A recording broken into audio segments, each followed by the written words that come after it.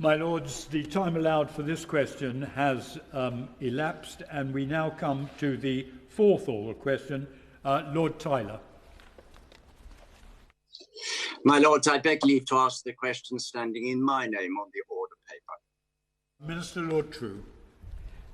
My Lords, the Government is already conducting post-legislative scrutiny of Part 1 of the Transparency of Lobbying Act, which established the register. The post-legislative scrutiny was announced in 2020, and earlier this year ministers met stakeholders to seek their views.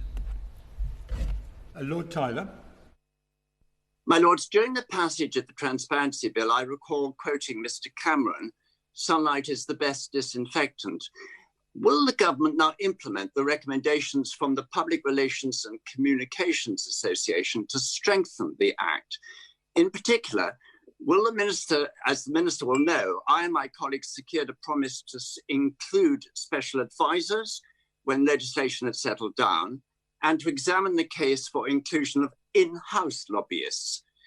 Given widespread public perception of Tory sleaze, will the Government now take action to ensure that the Act recognises the danger of privileged access for its prominent political supporters? Well, my Lords, the Noble Lord asked a wide range of questions there. What I would say is that, in my contention, I believe that we have very high standards of integrity in public life in this country and indeed in our civil service.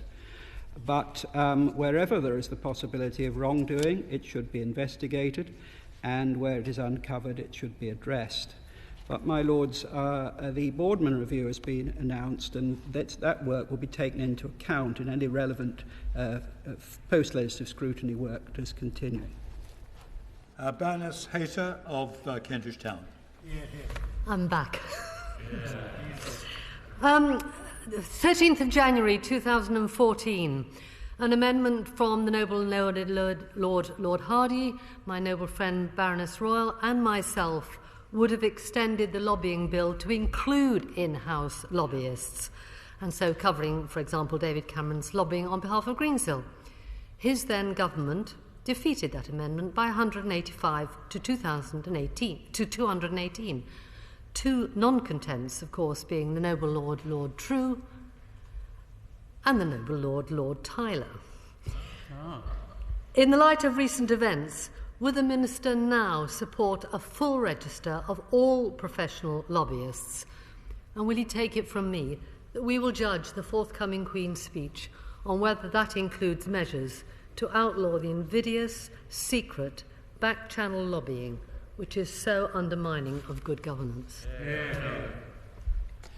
Well, my Lords, I make a practice at this dispatch box of not throwing stones, and I think everyone in every party should be cautious about throwing stones. What I would say in response to what the noble Baroness has said, and it is good to see her. I'm sorry she's in this place, but it's good to see her.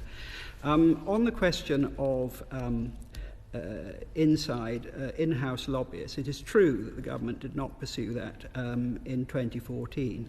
There are issues involved, my Lords, which obviously will be considered currently, and require an approach would require thousands of businesses, charities, NGOs, trade unions, trade bodies to pay a registration fee of £1,000 a year to write or speak to ministers, and that could be detrimental to public interest. But I note what the noble Baroness said. Lord Wallace of Saltaire. I shared responsibility for the last act. It's now clear that we have to extend the coverage of lobbying activities further. Will the Minister accept that these should include greater transparency for political think tanks, including full declaration of their sources of funding? Conservative MPs, as he will know, are concerned about the Runnymede Trust. Others of us are concerned about the Institute of Economic Affairs and Policy Exchange, for example, which declare on their websites their access to ministers and their influence over government policy. Well, my Lord, so the Noble Lord makes a further suggestion. I would say that since 2010, with the help of the party opposite, we brought in a statutory registration of consultant lobbyists. We brought in a new routine of regular government transparency publications on spending, salaries, contracts, tenders, We are implementing the recommendations of the Boardman Review on procurement. We've banned the practice under previous governments of quangos hiring lobbyists to lobby the government. We made sure that taxpayer-funded government grants are not used for lobbying purposes and provided for greater transparency on trade unions. My Lords, we have done a number of things. That does not mean more may not need to be done. And I do accept that the work is ongoing to consider these matters. Lord Grade of Yarmouth. Would my noble friend the Minister agree that there is a much simpler solution to the lobbying problem than that being discussed, which would require, what's being discussed would require a written definition of what constitutes lobbying or who is or isn't a lobbyist, which can only lead to endless arguments about interpretation? Is not the neatest and most effective solution to require all civil servants and all serving ministers and SPADs formally to log all and any lobbying approaches, however informal, and prescribe that they must respond by requiring the lobbyist to, quote, put it in writing? No one will ever stop people trying to lobby, so the onus should be on the recipient of any lobbying to respond in the correct manner. Well, my Lords, I do agree that transparency is important, and that's been a standard across the House. Ministers' appointments and permanent secretaries' appointments are published. Obviously, there is ongoing review of this work, not only by the government, but by a number of parliamentary committees, and I'm sure what my noble friend has said will be noted. Lord Sicker.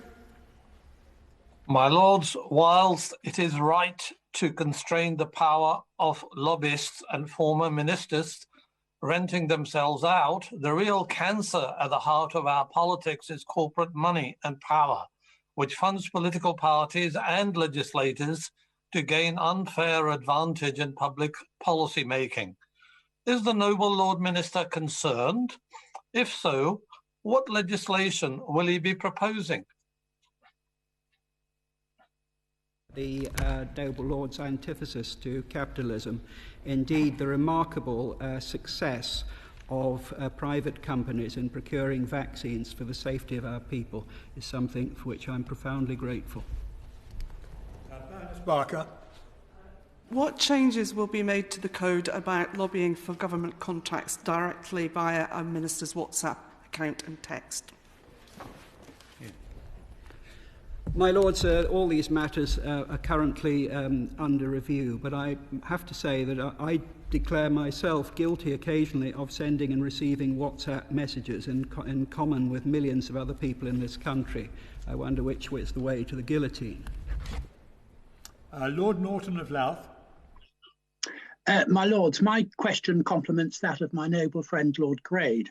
Given that the 2014 Act did not increase transparency, and was focused not on lobbying, but lobbyists, the people, not the activity, will my noble friend commit to looking at ways to ensure that details of all representations made to government on bills and ministerial policies are released at the same time that those bills and policies are published?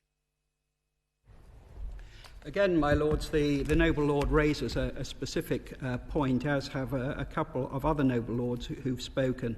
I repeat, the government has significantly increased transparency, but there is post-legislative scrutiny of the Act, and the government will be going further to review all and improve business appointment rules and increase transparency in procurement.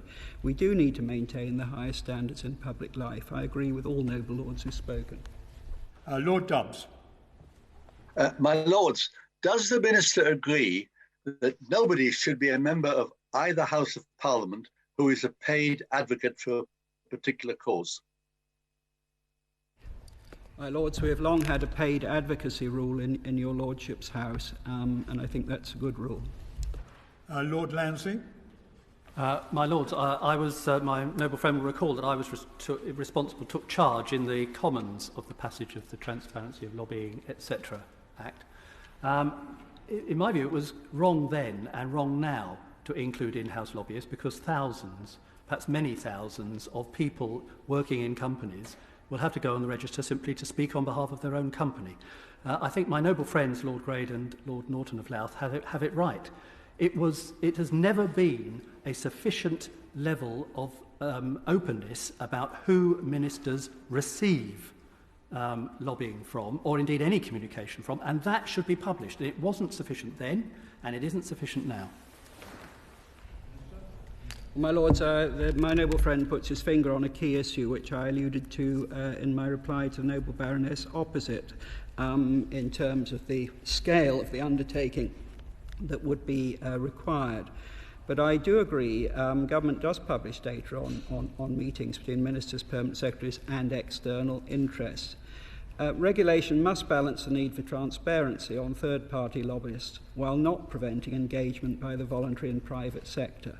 These issues require and will receive very careful consideration, but I can assure all noble lords that the matter of integrity in public life is something that this government takes profoundly seriously.